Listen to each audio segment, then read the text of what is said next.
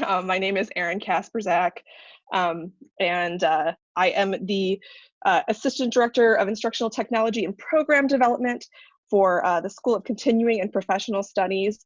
And I also am the Senior Instructional Designer for a couple of other academic units here at DePaul. And I am also here with my colleague. Hi, I'm Bridget Wagner. I work as an instructional technology consultant in the Center for Teaching and Learning, and I also teach as an adjunct in the Writing, Rhetoric, and Discourse department. Oh yeah, I do that too. Not for Writing, Rhetoric, and Discourse, but for the School of Continuing Professional Studies. And Bridget and I both leverage our teaching experience partially to do our jobs, but also in creating this presentation. So we've been where you are. So this is Be Efficient, Not Busy, 5 ways to use D2L like a pro. We're going to go quickly through these slides and hopefully have a couple of minutes for questions at the end. Feel free to type questions into the chat. And there's a couple of links that we will share in the presentation that Jess will share in the chat as we go. So I am going to get started here. I'm going to also start my timer so that I can know where I am. All right. So the first thing is, if at all possible, this is a general tip, this isn't in our top 5, but if at all possible, have your entire course set up before the start of the quarter. This will save you time in so many ways. This means from adding, from doing all of your, course content. It'll also help your students know what to expect. And it'll just mean that you can spend your time during the quarter actually doing the teaching. So that's just a general suggestion, and it really just makes your life a whole lot easier. It also makes our lives easier. So to get started here, the first tip is around managing discussions. So it's not a specific tip, but it's a few things around managing discussions.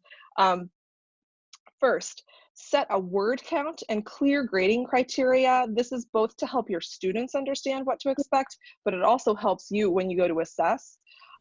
Secondly, don't respond to every post.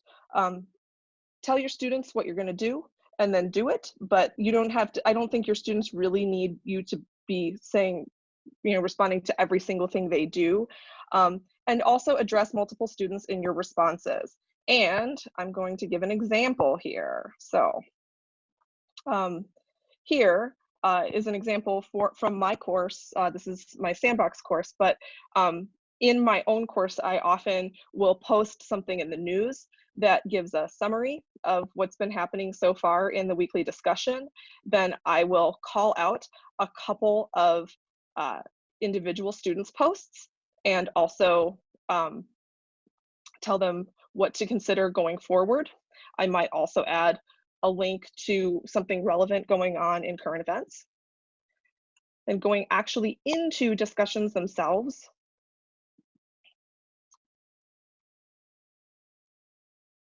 there's a few ways that you can navigate through the discussion. One thing I want you to notice is right here, there is this little arrow. This is default not visible, but if you click on it, you'll get this menu here, and you can actually get it to stick right here by pinning the topics list. And then it will stay here on the left as a menu for you for your forever until you hide it again by clicking hide. But I just keep it on all the time for myself. I like to navigate through the discussions this way throughout the quarter. So that's just one little thing to notice. Secondly, up here in settings at the top of discussions, the default view is reading view. But if you remember back before we're talking many years ago now, the grid view might be something that will look familiar. And so I'm going to go back here now. I turned on the grid view. And here you will see in my module 2 discussions, I'm looking for the same discussion that I was just in, you will actually see the same discussions and you'll see that they are threaded. So you'll actually see an initial post, you'll see the sub posts and replies to that, which really makes it, some people make it, makes it a lot easier. You'll also see that in that it's bolded when it's unread, and once that a topic is read, it becomes unbolded. So if I read that one and I read this one, then those are unbolded, but this middle one is still bold. And if I go back and change the settings again, it will go back to the default view of the reading view. You can also choose just from the discussion itself to view the grid view or the reading view, depending on what you want to do. You can see right here, you can choose to view the topic in grid view, and it really helps you navigate the discussion more easily, depending on what you're looking at. The other thing that I do is I do use a rubric. I attach it to the discussion, and when I post to the discussion, I always pin the thread to the top so that the students see my post, my own post at the very top. So that's the other thing to make a note of. That is discussions. All right, I'm moving back around. Sorry, I have to keep moving my Zoom thing a little bit here. And there we go. So rubrics are the best. And I just mentioned that I use a discussion rubric. I also use rubrics for grading written assignments. So we're going to go back to D2L and we're going to take a look at using a rubric to grade a submission. So if you go into your submissions folder, I'm not going to show you how to create a rubric right now, but if you already have rubrics created, paper rubrics, you can send those to fitz@depaul.edu and someone will actually build them for you in D2L. Or we can talk about how to make them best work in the D2L grading system. So we go here and we look at submissions here to this assignment that I have called pizza. Bridget here submitted this assignment to the pizza assignment, and it will come up in preview in a second here. And look at there. And here is the rubric. So the rubric comes up in a window that is overlaid on top of the submission. And you will see that there's several criteria. Here I've got crust, I've got sauce, I've got toppings, and I've got overall impression. And you can choose, this rubric has already been completed, but you can choose which level the assignment has fulfilled, and it will automatically tally these points. You can also then, within each level, actually type in feedback about that particular criterion. So feedback about the sauce.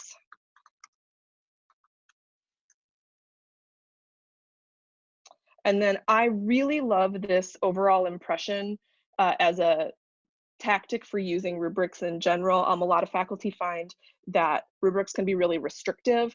And this overall impression is a way to kind of allow your rubric to have some nuance, and just use that, that gut feeling that you have as an instructor, that this is, that this maybe is an A- instead of a B+. It's a way to, either bump points up or maybe, reduce, just given, the overall impression of a particular assignment. And this will then tally all the points that it has received, and it will automatically then transfer those points to the feedback, the score here. And then you can still add general feedback in the same place that you would in the submission folder.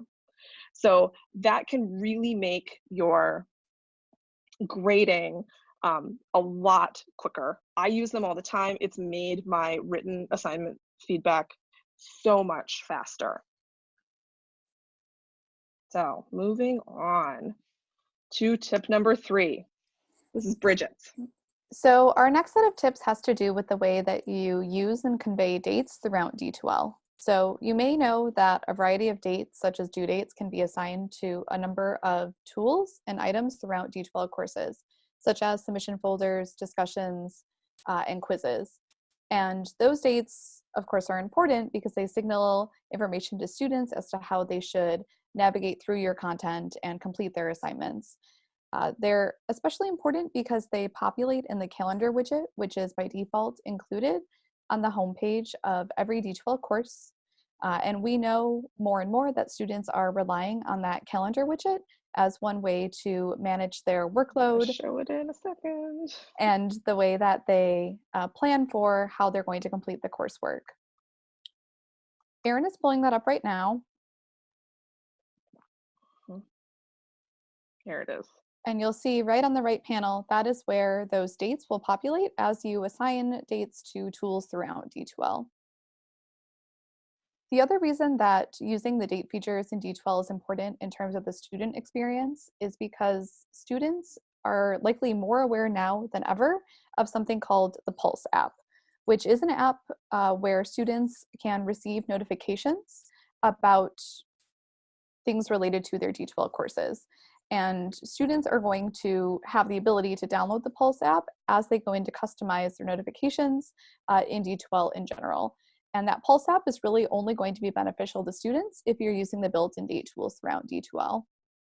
The other reason that we suggest using the built-in date tools throughout D2L is because once you've put in a little bit of work the first time to establish all of those dates throughout the course, you can bulk shift the dates forward the next time that you teach that course.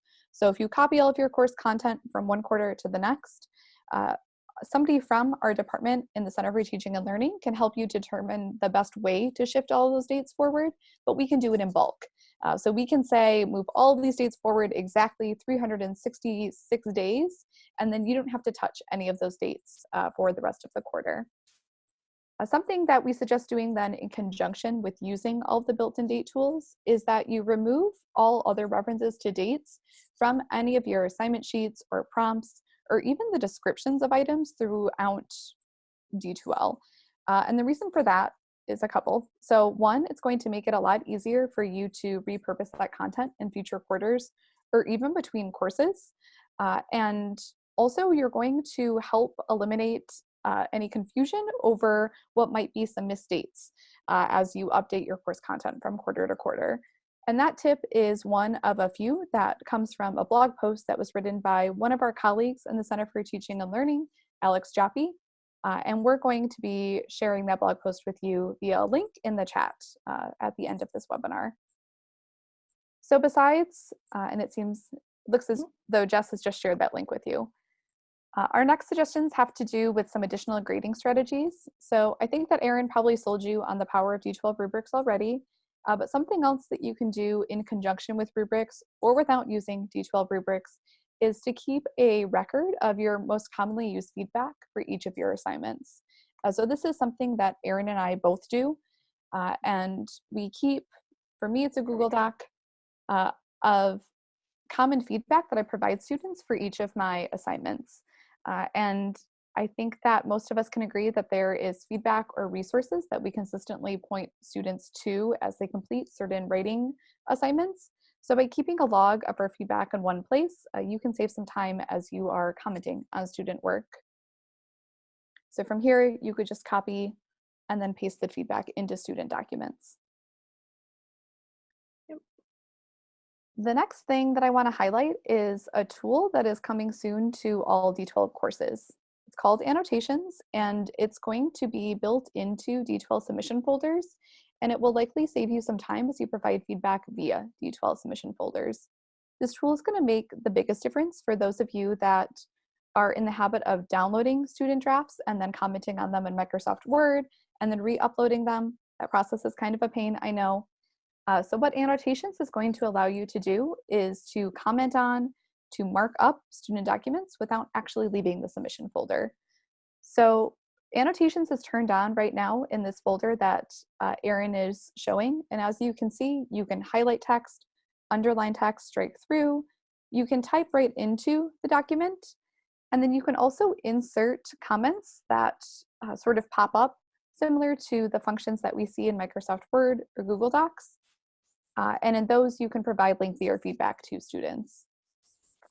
Part of the reason that we like this tool is because what you see as the instructor as you're marking up the document and adding your feedback is very similar to what students are going to see on their end when they access the feedback. And I see that we just got a question in the chat, does annotations work with PDFs? It does. So part of what this is doing is giving you a version of the document that will allow you to mark it up right in the submission folder. When students download the feedback, it's going to download as a PDF, and they will be able to interact with your feedback. See the pop-up comments, see all the colors, the underlining, everything that you've done to the actual text of the document. So I'm actually going into the submission folder now as Bridget. And, oh, oops, sorry. So she can see the feedback, right? There it is, view inline feedback. So you'll see so here we're still viewing it within D2L. It looks just exactly like it did as we were marking it up from the instructor perspective. And then you can also download the feedback as Erin is doing here, so students can save it for safekeeping. So what we're asking you to do here then is imagine how quickly you could provide students with a lot of written feedback if you were to use a combination of D2L rubrics, the annotations tool, and our suggestion to reuse and recycle some of your feedback, and especially that feedback that is going to point students to resources that you are consistently pointing students to anyways as you provide written feedback.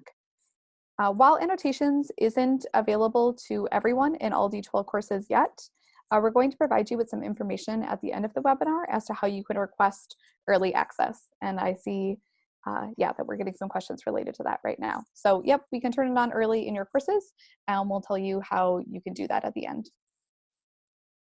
Yep. All right. We are doing great on time, actually. So the last tip that we're going to talk about is overall communication strategies. And there are three main tactics here. The first one is to funnel your questions to a discussion topic. For those of you who use a course that either has been set up with the default template that we gave you in DOTS, or the default template that we gave you at SNL/SCPS, you probably already have this, but it is, here, I'm gonna stop being Bridget and become myself again. It is that course Q&A usually located at the top of that discussion, and filtering student questions there. You can encourage your students to ask questions there and also then reply as well. So you'll notice here that we had Bridget ask a question and then another student reply to that question. So if you encourage your students also to reply to questions there, that can cut down on some communication. It's also obviously, if one student has the question, then it's likely that other students have the same question and you won't be answering that question multiple times. It also might mean that you might need, it's a way to get a clue that you might need to revise assignment instructions. I've used it that way myself. The second tactic is to set and manage expectations with email. And I do this in a couple of ways. One, I do it in my syllabus, and I also do it in my intro video. But let me take you back to D2L here. And I do it in the syllabus in a statement that I'm going to demo right here. So telling the students how long your turnaround time will be for email. Also telling them what you expect of them. So here, I expect you to check your email at least once a day, Monday through Friday. And then you say what you will do. So I will also check my email once a day, and I will respond to emails within 24 hours. And that sets some expectations and kind of parameters around the behavior. The other thing I'd also recommend is that, especially at the beginning of the quarter, you don't jump on and reply to student emails right away, because students will then expect that that is your typical turnaround time. So I always tend to, allow a little bit of cushion, just so that you're managing their expectations over time and over the course of the quarter, so that or if you happen to be responding to email really late, qualify your reply with, "Oh, you caught me at an unusual time," or something like that, so that they understand that it's out of the ordinary. So, additionally, and finally here, sorry. You can email users using D2L tools. You can email users without submissions or discussion posts, and I'm going to show you how to do that in a couple of different ways. So for the submissions tool makes it super duper easy.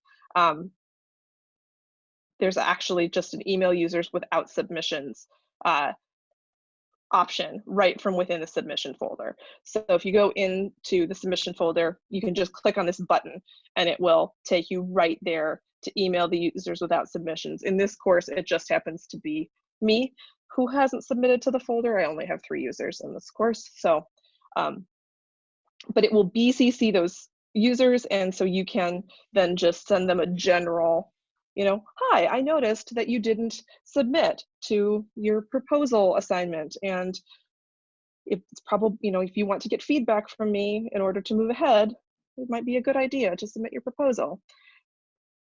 Finally, for discussions, the easiest way I have found to look at the to check who has done everything is I actually go into view topic statistics here, and I will sort by which students have posted. You can actually use this sorting feature to sort who has posted and who has done replies. And so students who have not posted at all will float to the top with a 0 when you sort by the number of threads. And then you can just go into the class list, you can mark down who hasn't posted anything, and you can create, again, a single email that kind of generally says, "Hi, I noticed you haven't posted to the discussion yet this week."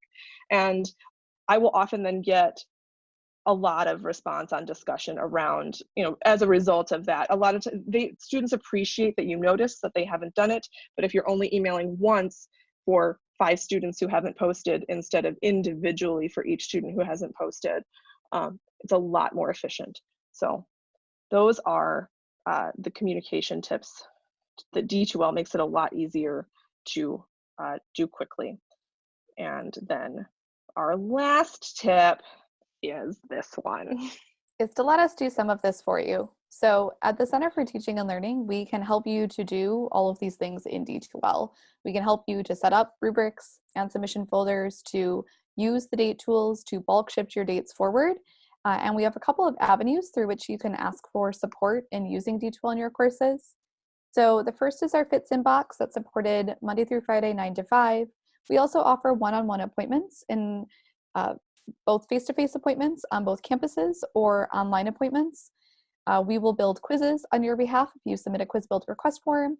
We keep extensive guides to using D2L that are customized to our specific iteration of D2L in the Teaching Commons. And then we also keep a CTL Tech Updates blog, and that blog is specifically geared towards people that are especially interested in knowing the ins and outs of D2L and knowing when new tools and features are enabled in the system. So if you're someone that wants to be very in the know, then we recommend subscribing to our Tech Updates blog. So we actually have about 7 minutes, because we went really fast, Bridget, for questions. So if you have your camera and or microphone on, feel free to turn those on or unmute yourself to ask a question, or also feel free to type into the chat.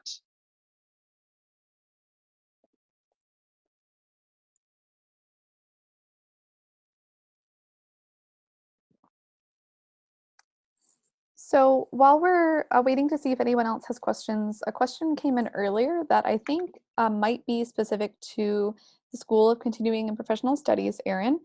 Yes. So the question is, if the syllabus for an online class capstone project has a rubric, will that be built as part of the course build? Oh, Lori, that is a good question. Um, we can build it as part of the course build. I don't see why not. Let's talk. I think that's really the answer. um, in general, yes. I'm not sure. Capstone project is in a particular state of flux right now. I feel like this is a lot of inside baseball for those of you who don't. We can have an offline conversation about this. So yeah, and I would say in the future, absolutely. Historically, that has not necessarily been the case. So yeah, I think that's really yes. In general, there's also, I will say that a very structured, points-driven analytic rubric is best for the D2L rubrics tool. Um, just yeah. Yes, John. I I personally advocate due dates. Start dates and end dates actually impact visibility of the item that you are putting them on, whereas a due date indicates a due date. So some faculty do want to manage when students have access to specific items, but an end date will shut down students' visibility even to see it. So if you put an end date on a discussion, students won't even be able to see it anymore. If you put an end date on some content, students won't be able to access it anymore. So I strongly recommend, unless you're putting an end date as the end of the quarter, I'm personally against end dates, just because I think that students should really have access to the content until the end of the quarter. We also got a question from Betty Ann. Will these tips be available to participants online? Yes. So after today's webinar, we're going to create a slightly more polished version of this webinar recording, either this one or the one that we did a couple of weeks ago, and that'll be available online sometime soon. So you can, what I usually do for entering dates is I enter dates on submission folders if you have quizzes and discussions, and it will then populate right to the calendar. What's nice is once you do it once, then you can just use the offset dates feature. So also you can work with your instructional technology consultant, aka Veronica, to set the dates. So if you know when all of your module 1 due dates are, all of your module 2 due dates, all of your module 3 due dates, you can send those to her, and she will do those for you. Yeah, so the calendar widget is where those dates will show up for students, but it's not actually the best place in which to modify or add the dates. You actually want to be modifying and adding dates mostly at the tool level. Oh, Betty Ann, that's a great question. I tend to keep it in, I usually keep a folder for all of the all of the items I need for a given course. I actually keep it in the course in D2L. Do you keep it in D2L or do you keep it in a shared drive somewhere else, Bridget? I've done both. It tends to work best when I keep it in D2L though, because then I know that anytime that I'm providing feedback to students, I can access my log So of reused feedback. yeah, I mean, I think the real answer there, Sister Betty Ann, is that you just keep it where you know where it is, so that it's easy for you to find it. And if you have all of your and then kind of structure, if all of your comments for one particular assignment are together, or like Bridget, I think because you give a lot of feedback on writing, you tend to sort yours by comments on a particular type of thing, right? Like particular, grammar issues or other kinds of things, right? Mm-hmm. Yeah. Yeah. The way that So, evidence does or does not relate to the claim, things like that. Yeah. yeah. I think it depends on how you're using the kinds of comments.